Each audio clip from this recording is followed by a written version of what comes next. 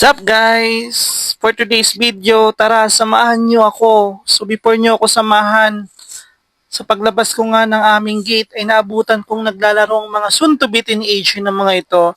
Shout out sa inyo guys, sana ay mapanood nyo ito. Okay? So for today's video guys, samahan nyo ako pumunta sa isang liga na kung saan labanan ng mga PBA legend at mga tumatakbong politiko sa lungsod ng Antipolo. So yan, sinundo ko nga po ang makakasama ko ngayong araw. Hulaan nyo kung sino siya. Pride din yan ng Antipolo guys. So andito na nga ako at ating suportahan.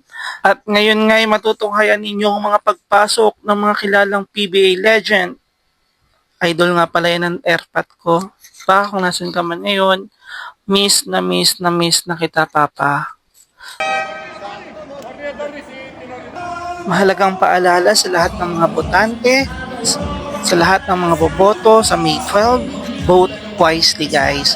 Don't just choose based on popularity or promises of the candidates. Look at the candidate's track record, integrity, and genuine plans for the community. Okay? So guys, huwag niyong sayangin yung boto niyo. Your vote is your voice. Make it count for a better future. Okay? So guys, andito na tayo guys sa isang campaign. Kasama ko nga pala ang ating tropa, ang ating kuya, ang ating kaibigan na si Christian Alarcon ng District 2 Antipolo. Guys, re-elect nyo yan guys. Sobrang bait yan guys. This is not paid. I just want you to know to all District 2 of Antipolo, vote wisely guys. Okay? Piliin nyo yung mga kandidato na alam nyong matutulungan kayo hanggang dulo. Okay? At dyan nga, makikita ninyo ang isang kaganapan na kung saan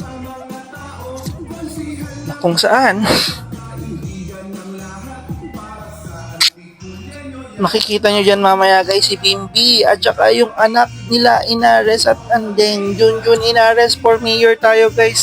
Huwag nyong kakalimutan numero 5 sa balota. Junjun Inares for mayor, vice mayor for Puno. Okay, dyan na nga si Andeng at dumating na kasama ang kanyang anak. Ganda ni Andeng.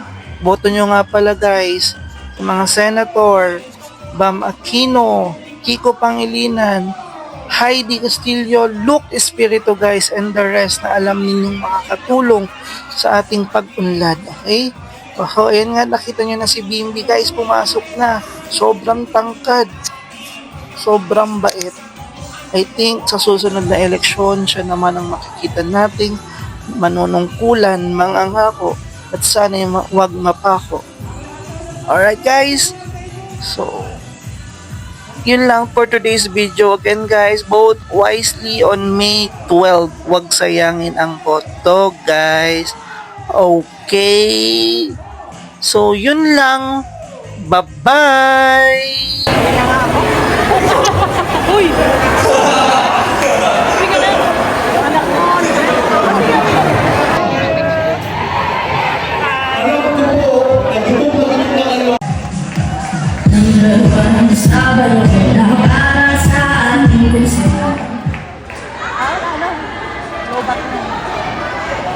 Maraming salamat po.